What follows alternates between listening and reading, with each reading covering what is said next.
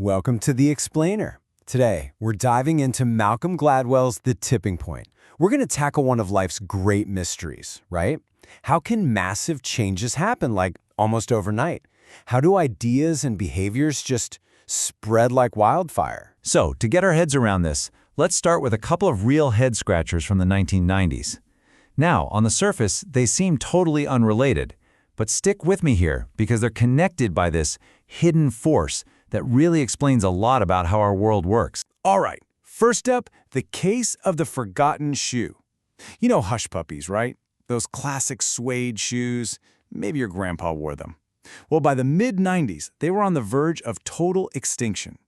I mean, the company was seriously thinking about just pulling the plug on them for good. And then, bam! Seemingly out of nowhere, they were everywhere. You had hipsters in downtown clubs wearing them, top fashion designers suddenly featuring them. You could find them in pretty much every mall in America. It was just a total, mind-boggling comeback. Okay, now let's switch gears to something much, much bigger than shoes. Let's talk about crime in New York City.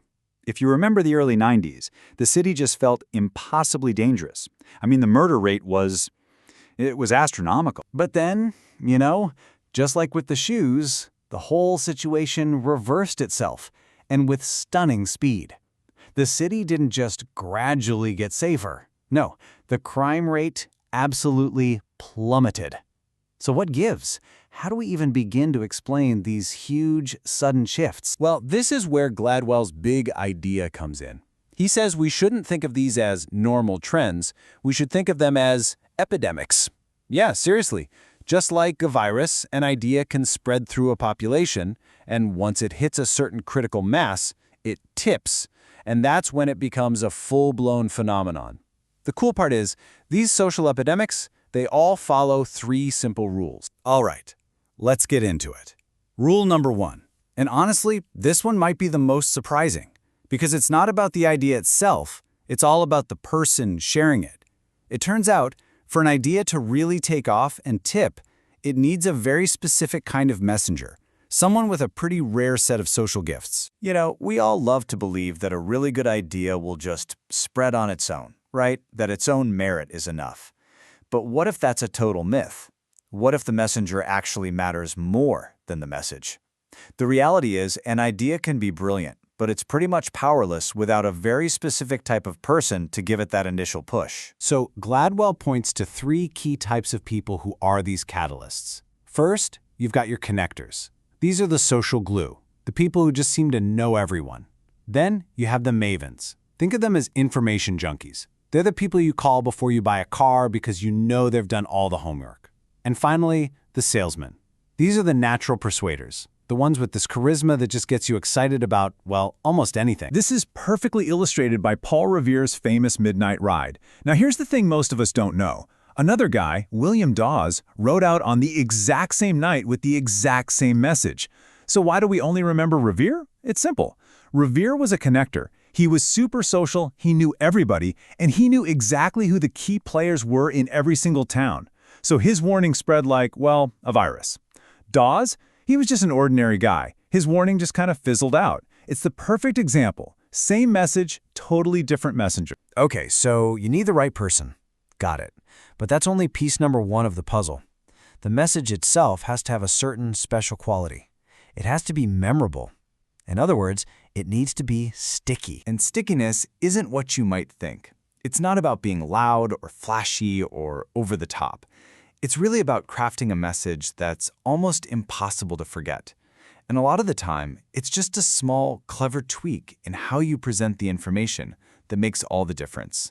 The difference between a message that disappears and one that literally changes the world. You want to hear a perfect example? Let's go back to the early days of Sesame Street.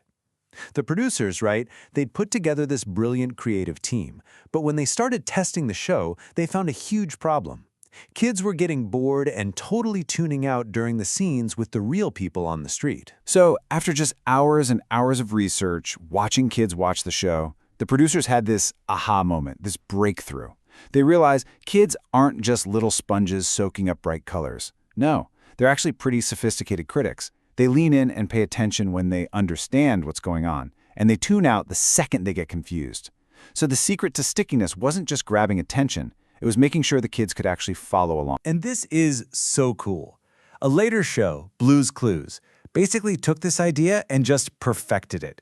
They got rid of that chaotic magazine-style format and focused on one single clear story. They built in these super long, deliberate pauses to let kids at home actually solve the puzzle themselves. And this was unheard of at the time, they repeated the same episode all week long. They realized that for a kid, repetition isn't boring at all. It's empowering. Okay, so we've got the right people and the right message. That brings us to rule number 3, the power of context. This one argues that the environment, the actual situation people are in, is just as important. It turns out our behavior is surprisingly sensitive to our surroundings. All right, let's circle back to that mystery we started with. New York's incredible crime drop. A big part of the explanation is something called the broken windows theory. And the idea is pretty simple. Crime is basically an invitation. A single broken window that's left unrepaired, it sends a signal that nobody's in charge, that no one cares. And that invites more broken windows, and eventually much more serious crime. And this is exactly what was happening on the New York subway. In the early 90s, the officials made a wild decision. They decided to crack down not on the big major felonies, but on the broken windows, the endless graffiti, and the thousands of people jumping the turnstiles every day. By just cleaning the cars and arresting fare beaters, they sent this powerful new message. This environment is under control now.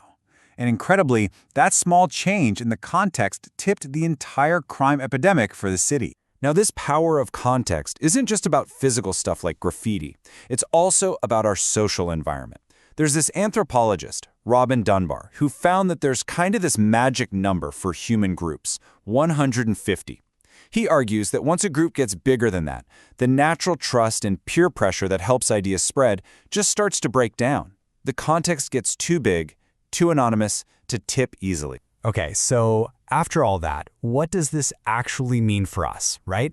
How can we take these ideas and use them to start our own positive epidemics? I think the biggest takeaway here is that the world isn't as fixed and immovable as it often feels.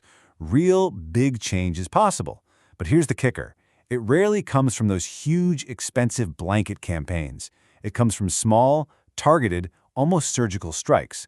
You don't need to convince everybody. You just need to find the right few people, craft a message that's truly sticky, and find the right context to launch it. So this framework, it's more than just a cool explanation for why Hush Puppies got popular or how crime in New York fell.